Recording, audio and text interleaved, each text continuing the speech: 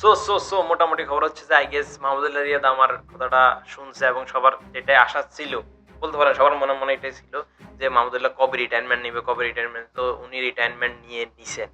ওকে, উনি রিটায়ারমেন্ট নিয়ে এই কথা শুনে যদি কারো মন খারাপ হয়ে থাকে, ভাই সমস্যা নাই, ইটস ওকে।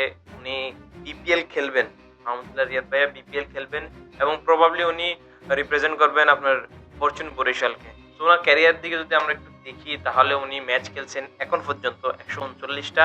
প্রবাবলি উনি 2টা ম্যাচ খেললে ইন্ডিয়ার সাথে 141টা হয়ে যাবে, আর একটু ইনক্রিজ হতে পারে।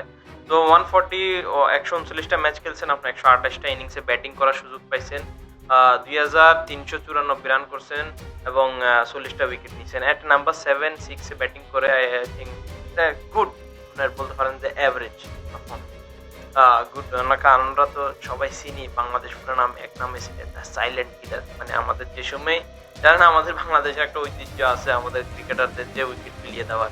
তো উনি সব সময় আমাদের সাথে ছিলেন এবং আমাদের যখনই বাংলাদেশ উইকেট করে দিত উনি ম্যাচটা ধরে রাখতেন, টেনে নিয়ে যাইতেন, ধরে ধরে খেলতেন। আর ওনার স্ট্রাইক রেট, উনি ক্যারিয়ারের স্ট্রাইক রেট যেটা আছে ওটা আপনি করতে পারতেন, ওকে। কিন্তু উনি ভালোই খেলছেন, ইনশাল্লাহ লেটস হোপ যে ওনার জায়গায় ভালো কেউ আসবেন। সো ফরচুন বরিশালের কথা বলতেছিলাম। ফরচুন বরিশালের কথা বললে ভাই কথা বলতে হয় বিপিএল এর, কারণ বিপিএল নিয়ে যে পরিমাণ সার্কাস হয়, বলতে পারেন যে বিপিএল এক্সাম্পল দিচ্ছি, বলিউড একটা মুভি আছে না গোলমাল, গোলমাল হে তো ভাই গোলমাল হে। তো আমাদের এখানে ভাই বিপিএল হে তো ভাই বিপিএল হে। কারণ এরকম আপনার যে কমেডি এবং একদম মানে কি বলবো, ইট ইজ মানে ফুল একদম কপিল শর্মা শোর মতো। মানে সবাই এখানে এখন পর্যন্ত জাস্ট থিঙ্ক যে BPL option is going to হবে আপনার 14 আফটার 4 to 5 days আজকে থেকে। যদি আপনার কিছু না হয় তো 14 হবে। তো এখন পর্যন্ত অনেক টিম আছে, 3টা টিম আছে, নাম বলতেছি না, যে তারা এখন আপনার ফ্র্যাঞ্চাইজি ফি জমা দিতে পারে।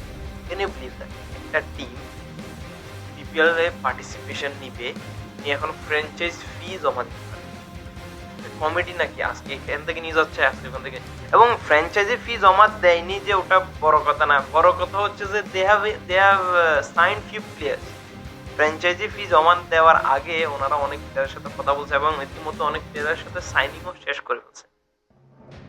ওকে, মানে আমাদের বিপিএল যে গভর্নিং কাউন্সিলের ফেলিয়ার এবং বিসিবির একটা ফেলিয়ার বলতে পারেন, যে বিপিএল এত বছর ধরে বিপিএল চলতেছে, অলমোস্ট আপনার 2012-তে স্টার্ট হয়েছে, নাও 2024 সিজন আসবে। সো কয় বছর হচ্ছে? ওইদিকে হচ্ছে আপনার 8 বছর, এদিকে 4 বছর, টোটাল 12 ইয়ার্স। তো বলতে পারেন যে 12-তে হয়েছে, 13-তে হয়েছে, 15-তে হয়েছে, 16-তে হয়েছে, 17-তে, 19-এ এবং 19-20-এ আপনার 22-এ এবং 23-এ, এখন 24-এ সিজনটা হবে। তো আমি বলতাম 1 বছর এখানে গ্যাপ গেছে, 20 আর 21, কারণ ওখানে একটা সিজন মিস হয়েছে বিকজ অফ কোভিড। তো বিসিবি একটা আপনার এখন পর্যন্ত একটা ফেলিয়ার হচ্ছে যে বিসিবির সবচেয়ে টপ নোট যেটা ফেলিয়ার বলতে পারেন, ওটা হচ্ছে যে বিসিবি এখনো আইপিএল এ যেরকম একটা ক্যালেন্ডার আছে, ঠিক আছে, আইসিসির সাথে এরকম কথা বলতে, বিপিএল এর কোনো এরকম ক্যালেন্ডার নাই। কারণ আপনি একটা জিনিস দেখবেন যে আইপিএল এবং বিপিএল অলমোস্ট সেম টাইমে স্টার্ট হয়েছে। এখন আইপিএল এর আপনার হাইপটা দেখেন, অ্যাডভার্টাইজিং দেখেন, আইপিএল আপনার টিমদেরকে দেখেন, দে আর ওনিং বিসিসিআই। ঠিক আছে, আইপিএল এর টিমগুলোর একটা আপনার একটা হাত আছে ইন্ডিয়ান টিমের মধ্যে। আমাদের কিন্তু বলতে পারেন যে বিপিএল যখন থেকে স্টার্ট হয়েছে তখন থেকে আপনার আমি দেখতেছি না এখন পর্যন্ত একটা ট্যালেন্ট বাইরে এসেছে বিপিএল থেকে, আদার দেন আপনার রিশাদ এবং তৌহিদ এবং দিয়ে একটা আপনার হাতে গোনা 4 থেকে 5টা প্লেয়ার, আফিফ হোসেন ধ্রুব এবং আরো 2-একটা প্লেয়ারের ক্যারিয়ার করছে, যেরকম তোমার Sabbir Rahman after that 120 run আর 28 রান, ক্যারিয়ারটা অনেক ফুল ছিল। তো অনেক ফেলিয়ারও আছে, বলতে পারেন যে ফেলিয়ার ইজ 90%, 10% সাকসেস বিপিএল দিয়ে। বিপিএলটা যে আমাদের বিপিএলটা is better than other league. এরকম আপনি যে কোনো প্লেয়ারকে জিজ্ঞেস করবেন যে আমরা ওয়ার্ল্ডের মধ্যে ফার্স্ট ফ্র্যাঞ্চাইজি লিগ যেটা আপনার প্লেয়ারদের টাকা বাকি রাখে না। আলবাত্তা ওটা অন্য জিনিস যে আমাদের দেশি প্লেয়ারদের টাকা বাকি রাখে, কিন্তু বিদেশি প্লেয়ারদের সাথে আপনার ইজ্জতের দিকে তাকায় টাকাটা ক্লিয়ার করে যায়। তো ওই ক্ষেত্রে মানে কি বলবো, এটা একটা মানে বিগ ইস্যু বিসিবির জন্য। এভরি ইয়ার সেম জিনিসটা হয়, অনেক প্লেয়ারের নাম, অনেক প্লেয়ার আপনার শর্মে টাকা মানে শর্মে বলতে আসে না, ভাই শর্মের কিছু না, ইউ স্পিক আপ। তো তোমার টাকা বা হকের টাকা, এটা তুমি হক হালালের টাকা, তুমি তোমার টাকা চাইবে না।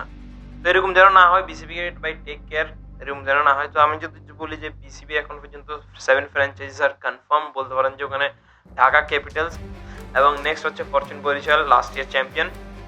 এবং ভাই একটা জিনিস আমি তোমাদেরকে বলি, এটা চিটাগং বা চট্টগ্রাম, ভাই তোমরা একটা নাম সিলেক্ট করো আগে। তোমরা চট্টগ্রাম বলবা না চিটাগং বলবা, ঠিক আছে? তোমার কখনো চট্টগ্রাম চ্যালেঞ্জার্স, কখনো Chittagong, now they are coming with new name, Chattogram Kings, they are back again.